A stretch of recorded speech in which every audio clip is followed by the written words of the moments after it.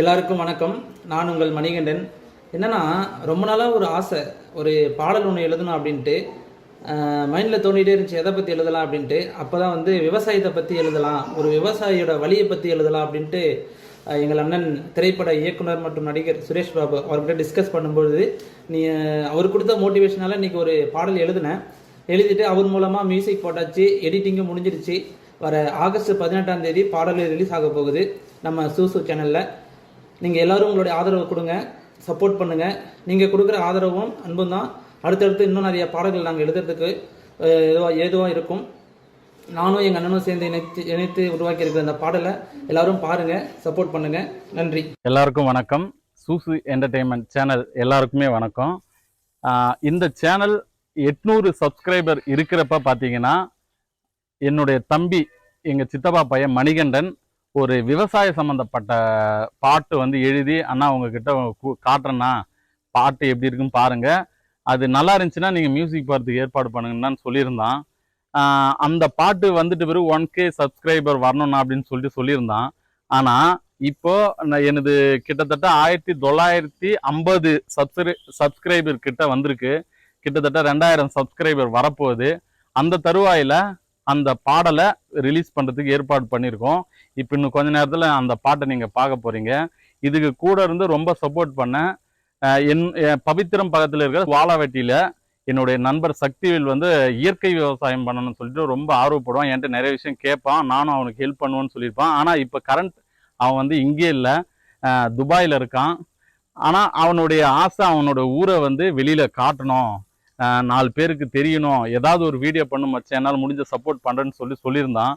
அப்புறம் எங்கள் தம்பி வந்து பாட்டு கேட்க, நான் நெய்வேலியில் வடலூரில் இருக்கிற இசையமைப்பாளர் திரு சிவசங்கர் வந்து நம்மளுடைய நெருங்கிய நண்பர், அவர் மூலயமா அந்த பாட்டு வந்து போடப்பட்டது.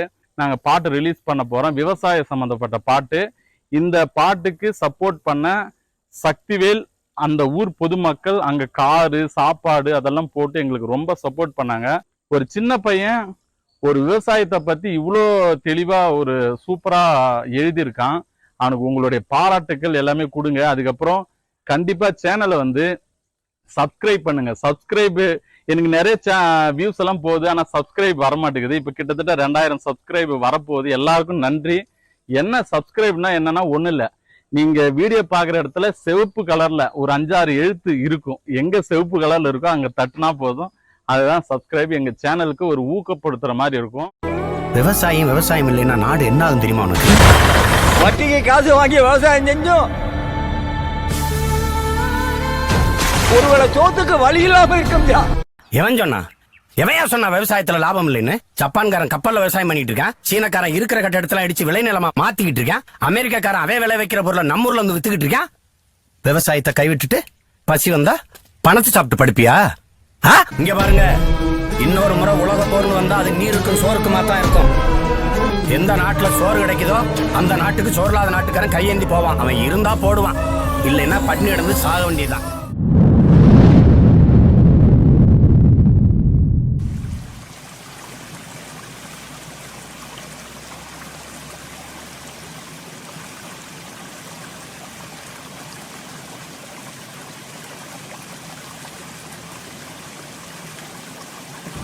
கணேச, சொல்லுங்கப்பா. இந்த விவசாயம் நம்மளை காப்பாற்றாது.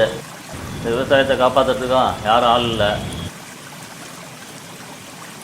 நீ படித்த படிப்புக்கு வேறு வேலைக்கு போப்பா. என்னப்பா சொல்கிறீங்க? எனக்கு இந்த விவசாயம் தான்ப்பா உயிரே. என் பேச்சை நீ மீற மாட்டேன்னு நான் நம்புகிறேன்.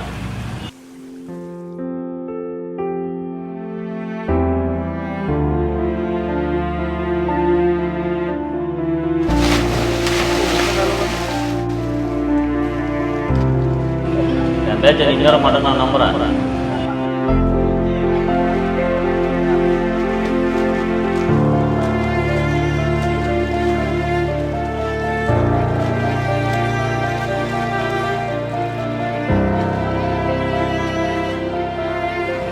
என் பேச்சை நீ மீற மாட்டேன்னு நான் நம்புகிறேன்.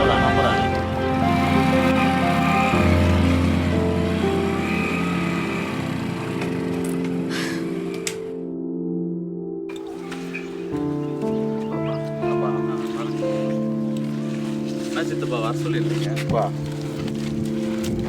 விவசாயத்தை இவ்வளோ சுமனை பார்த்துக்கிறேன். விவசாயம் எனக்கு ஒன்றும் பெருசாக பலனை தரல. எனக்கு அடுத்து இந்த விவசாயத்தை என்ன பண்ணுறதுன்னு ஒன்றும் புரியல ஐயா.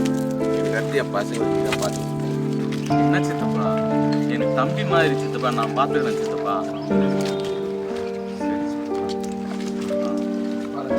சரி வரேன் சித்தப்பா.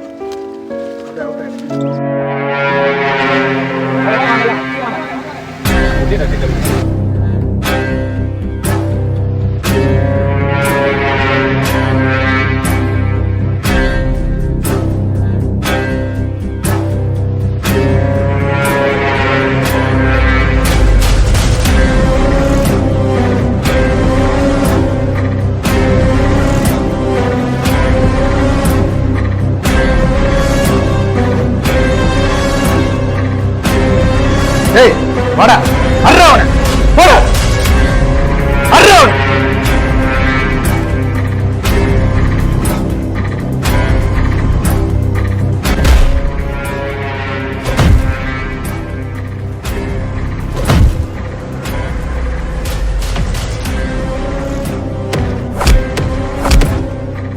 கட்டா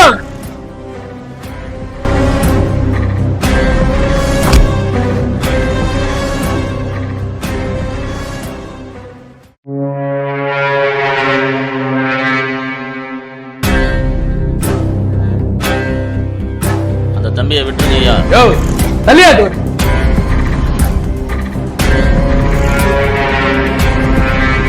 ஏய், ஒண்ணு உங்க அப்பா வாங்கின 50,000 ரூபாய் பணத்தை கொடு, இல்லன்னா அதுக்கு ஒரு ஐடியா நானே உனக்கு தரேன்.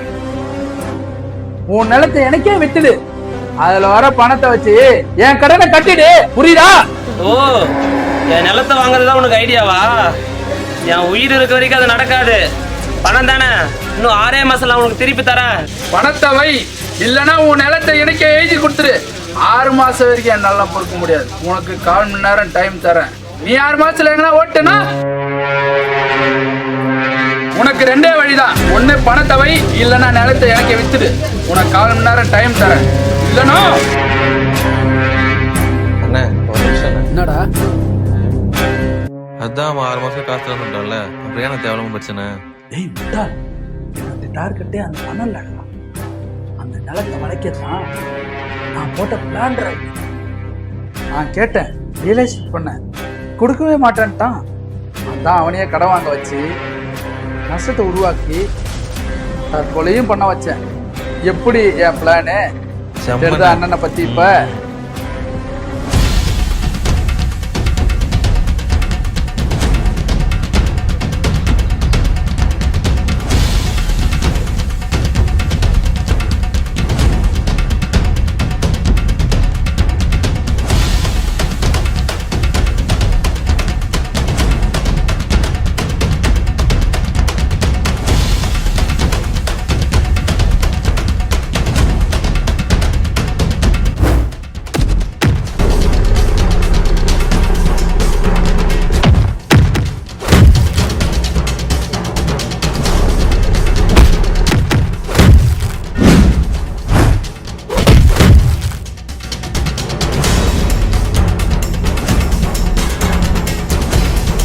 கை பேனா பிடிச்ச கை இல்ல, மண்வெட்டியும் கடப்பாரையும் பிடிச்ச கை. நான் யார் தெரியுமா? விவசாயி மகன்டா. இந்த மிரட்டுற வேலை எங்க கிட்ட வேணாம். 6 மாசம் இல்ல, 1 மாசத்துல உன் பணம் உன்னை வந்து சேரும். இப்ப இங்க இருந்து நீ கிளம்பலாம். ஏய் வாங்கடா போலாம். அப்புறம் ஒரு நிமிஷம், இதுக்கப்புறம் இந்த விவசாய நிலத்தை அழிச்சு ரியல் எஸ்டேட் பண்ணணும்னு நினைக்கிறேன்னா இன்னியோட மறந்துடுங்க, புரியுதா? போங்க வாங்கடா. இவ்வளோ பிரச்சனை கிடையாது மச்சான். நீ எங்க மச்சான் போன? மச்சான், எங்க அப்பா சொன்ன ஒரே காரணத்துக்காக நான் வேலைக்கு போனேன். ஆனா சின்ன வயசுலேருந்து எங்க அப்பா என் கையை பிடிச்சி விவசாய நிலத்துக்கு கூட்டும் போய் நெல் பயிர் விவசாயம் பார்த்து பார்த்து என் ரத்தம் ஃபுல்லாவே விவசாயம் ஊறி போச்சு. ஒரு விவசாயி மகனே விவசாயத்தை விட்டுட்டா இந்த விவசாயத்தை யார் காப்பாற்றுவாங்க? நாம தான் காப்பாற்றணும். ஒன்று சொல்றேன், நாட்டில் விவசாயி அழ ஆரம்பிச்சுட்டானா அந்த நாடே விழ ஆரம்பிச்சதா அர்த்தம். விவசாயம் காப்போம்.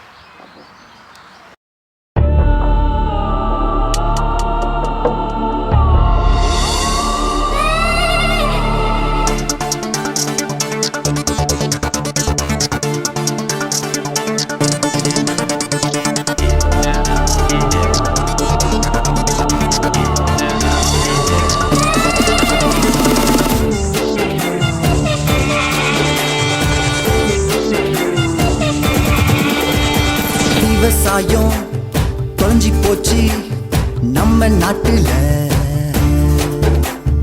எத்தனையோ போராட்டம் நடு ரொட்டுல. 3 வேளை சோறு இல்ல இந்த ஏழை வீட்டுல.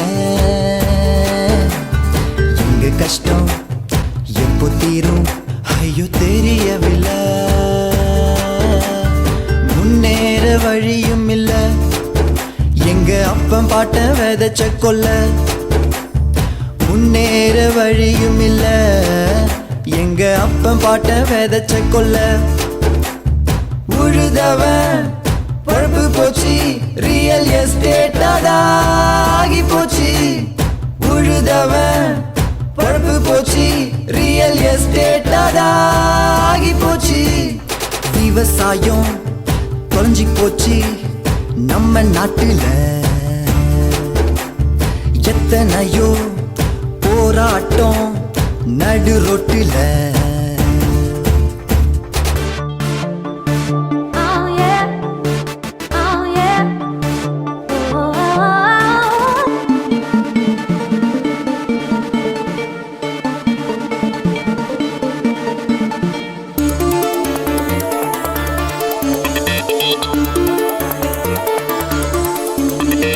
வானம் பார்த்து பயிர் வச்ச அந்த காலம் போச்சு. பணத்தை பார்த்து பயிர் வைக்கும் இந்த காலமாச்சு. வட்டியும் கடனும் ஏறி போச்சு 10 மடங்கு. இங்கு வெறிச்சோடி கிடக்குது நம்ம தானிய கிடங்கு. மேக்கப்ப போட்டுக்கிட்டு நாங்க நடிக்கல, வேர்வை சிந்தி உழைக்கிறோம் எங்க நிலத்துல. சீருட இல்லையப்பா எங்க தொழிலில, கருவாடா காயிரோமே நாங்க வெயிலில. கஷ்டத்தை பாடுறோம் இந்த பாட்டுல, இத கண்டுக்காத யாருக்குமே சோறு இல்ல. உழுதவன் பழப்பு போச்சு ரியல் எஸ்டேட் ஆகி போச்சு. உழுதவன் பழப்பு போச்சு ரியல் எஸ்டேட் ஆகி போச்சு. விவசாயம் தொலைஞ்சி போச்சு நம்ம நாட்டுல. எத்தனையோ போராட்டம் நடு ரொட்டுல.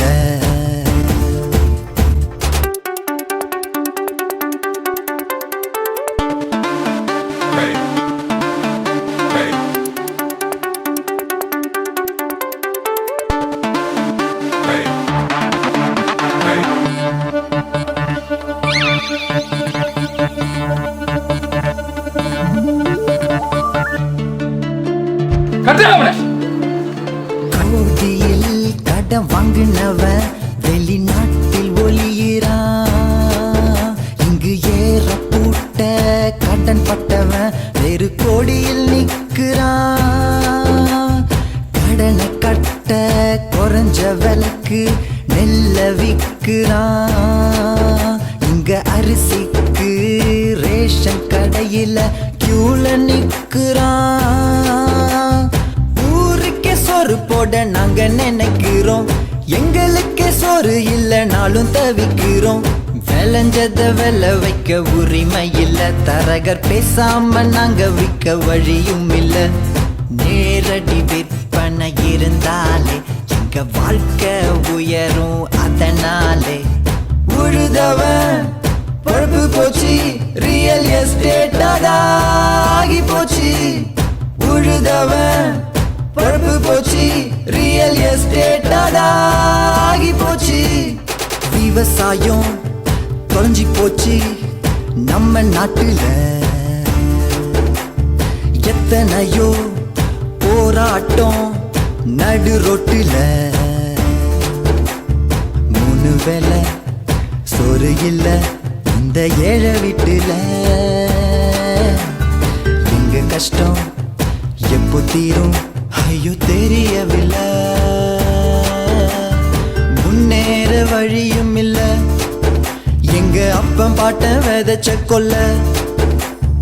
முன்னேற வழியும் இல்ல எங்க அப்பன் பாட்ட விதைச்ச கொல்ல உழுதவன் பழுப்பு போச்சு ரியல் எஸ்டேட் ஆகி போச்சு உழுதவன் பழுப்பு போச்சு ரியல் எஸ்டேட் ஆகி போச்சு விவசாயம் தொலைஞ்சி போச்சு நம்ம நாட்டுல